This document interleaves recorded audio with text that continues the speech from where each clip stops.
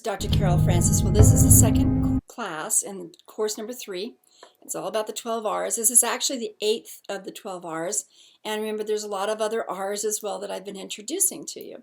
This one's retrieve. You want to retrieve things that matter to you. You want to retrieve yourself. You want to retrieve the memories of who you were before the abuse and trauma. You want to retrieve those aspects of you that somehow got tangled up, left behind, or messed up by the circumstance that you went through. So this retrieval is more complex than what I'm saying in terms of a lot of different both psychologies and also some really interesting shamanic techniques that I think it's really worth us looking into. And I do dedicate a chapter on retrieval in the book Paths to Recovery After Abuse and Trauma. That's well worth looking into. And I also write about soul retrieval in another book that's all about spiritual paths to successful living.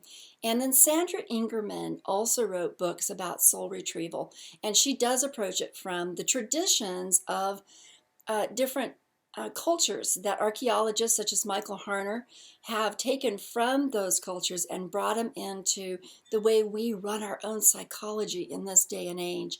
So why would I go into this type of background? Because they talk about actually that all diseases and all complications in a person's life, they believe, are caused by having left parts of ourselves behind or parts of ourselves harmed by a trauma or abuse.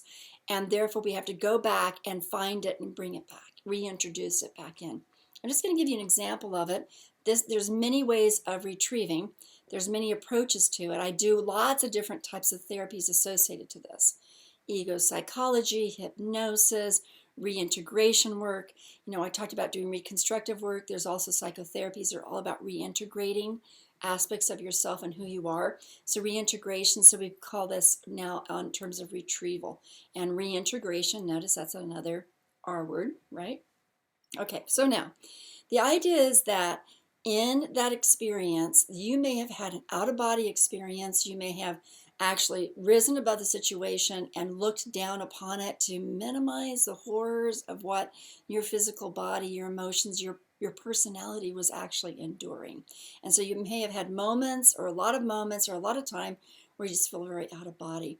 It's also really common for people after escaping and surviving some horrible situations to feel like they're not in their body. They're not in themselves. They don't really feel like themselves. Every time they're responding to something, they feel like it's an automatic response. It doesn't feel very genuine. It feels very disconnected. And so it's that experience that likely is reflective of that you actually did disconnect with aspects of who you were just to survive and then to allow yourself to escape, or to do whatever you had to do to get out of there, or to do whatever you had to do to endure the circumstances. And so we escape. Let's just take a metaphor for a moment. Let's just pretend that I'm trying to choose just an example off the top of my head. Let's just pretend that someone gets raped in their 20s, but it reminds them of when they were molested and when they were 6 years old, okay? So here they're having this horrible revisit and re-traumatization, as well. It is just a trauma in and of itself to be raped at 22, right? But now this is really connecting to what it was like when they were 6 and they were being molested, let's say by an uncle or a neighbor or a father. So their experience is that they have left themselves at age 6 and forgotten all about it. Just don't remember it. One of the R's is to remember it. So some people actually suddenly remember a trauma. I didn't even remember that. I totally shut that out. That process of remembering is the beginning of being able to retrieve those memories and bring them into your present. So that's one way of remembering. Another way of doing it is, let's just say that 22-year-old was never molested at age 6, but was bullied at age 6. And this rape, of course, is a form of being overpowered and bullied, but in a much different way. And so that little girl that was bullied, she got rid of it. She just said, that I'm never going to be that weak again. I'm not going to be that vulnerable. I'm never going to do that. So that side of me that's weak and vulnerable, I don't want anything to do with her.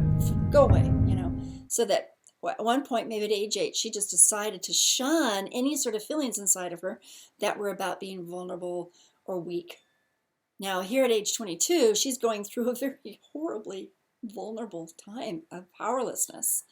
And that little girl at age 6 is going to be resurrected in terms of her like, oh, that feeling. But she would have spent so many years of her life disconnecting from that side of her. And here, yet again, it's in her face. So she has to, with the retrieval process, go back and reacquaint herself with the little girl, because that little girl is living this over again and shouting out, help, get me out of this well. I'm down here in this well. Come rescue me. And so part of the therapy of reintegrating and retrieval is saying, let's go get her. Let's go get her. Let's find out what she's about. Let's shout down the well and say, hello, I know you're down there. I'm going to try to get you out. When you come out, what are you going to feel? What is she going to look like? How are you going to feel about seeing her again? What are you going to say? What is she going to say to you? So we anticipate it. And then we shift into another situation. Let's just pretend that we say, okay, now pretend that that 6-year-old is sitting right beside you. What do you want to do? Well, I want to kick her. I want to get rid of her. I don't want anything to do with her. I don't want to feel vulnerable. I don't want to feel overpowered. Yes, but you are. That's reality. Another R word, reality, living in the reality. That is the reality, and she needs your attention. In fact, you need to know her so that we can heal you. We can reintegrate you. So in the process of doing this, I'm making it sound like it's like a one-time thing, and it is not. Like, okay, let's talk to her. And so I can have her either sit in one chair and then go to the next chair and be the little girl, or go over here, or I'll be the little girl's voice and she'll talk to the her that I'm pretending to be, or she's a little girl and I'm pretending to be the older version of her. Just any sort of way of trying to develop a type of communication and connection between the two. And then even to imagine giving that person a hug and being very empathic, regretful that they had to go through that.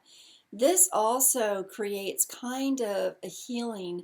It's an integrative process, because as they're hugging and trying to make this, empathically make this other person know that they care, they're actually pulling themselves in and giving themselves the type of connection and love that they need themselves. This is true with many sorts of abusive situations where a person just disconnects because that person they disconnect from just seems like not helpful, too vulnerable, not going to be able to survive this moment, not going to be able to endure this moment. So just eject her, get her out, get him out, don't have anything to do with her. But then during the recovery process, going back and retrieving these aspects of you that are needed for you to feel whole, to feel present in your personality and in your body, and to feel capable of carrying forward with full and complete relationships, and even the relationship with yourself. So that's one aspect of retrieval, and I will talk about other aspects when we talk about shamanic types of work in one of the other courses. But I want you to think of some other retrievals as well, because one thing you want to do is you want to be able to retrieve the you that you were in the past that you may have forgotten. And you want to bring her or him into your present situation. So you've gone through this horrible phase, and you may not have lived much of your life before that time, or you may have lived quite a bit of your life before that time. But you want to go back as much as you can and find a space, if it exists, where you were not being abused and traumatized, and who that person was. And to the degree that that person isn't around currently, you want to try to bring that person into the present. It's as if that person didn't grow up in the experience, didn't experience a process. There's kind of a metaphor with people who drink or use drugs, where they're so altered in their mind and their personality that they're basically drunk the entire time of their life. From age, let's pretend that from age 15 forward, they were drinking nonstop, and now they're 27 and everything's falling apart. 12 years of being in a drunken stupor practically. And they actually will still only be 15 years old because so much of their personality did not travel and grow up with them. It's the same way with abuse and trauma. If you have a long period of time where you're experiencing some real bad stuff, there's aspects of you that did not go through it and did not grow up through it. And that person needs to be reintegrated into the person you are on this end after you've escaped, after you've survived. And that's another form of retrieving yourself and trying to bring all those aspects of who you are. There are talents and skills and attitudes and beliefs, and you may feel like they're naive and uninformed and, oh, if I had not been so foolish, I never would have gone through this, that kind of thing. But there's so many other things that that person you were has value to you, and you want to bring that into your present, and that's a retrieval process as well. Another way to look at retrieval is, let's just say that your family has gone through a horrible fire and that your house is completely destroyed and everybody is alive, but you go back to the rubble and you kick through it and you look through it and you find half of this or part of that or a scorched part of this or something that actually survived under why, who knows how, or a fire protected box or item, and you retrieve the remnants of you that exist, that still are there to be picked up out of the horror of the debris of what you went through. And you want to kind of pick that part of you up. And the way that would look in psychotherapy is to find the you that might have laughed at a really human and lovely moment in the midst of all that horror. Or find the you that was really brave in the midst of all that horror in that moment. Or to find the you that exhibited some interesting type of compassion in that moment that the rest of the time was not there. You want to find the you that survived, and you need to go pick them up out of that debris and bring them into your present, because that's very valuable. That's you. That's you. Those are the treasures of yourself. And that's the process of retrieval. Okay, we'll do the exercises. It's all very self-reflective on this part of it. And do the exercises and immerse yourself in the self-reflectiveness and also the meditations, and see what's there to be retrieved. Because you do matter. We want you whole and integrated. Okay, see you next time.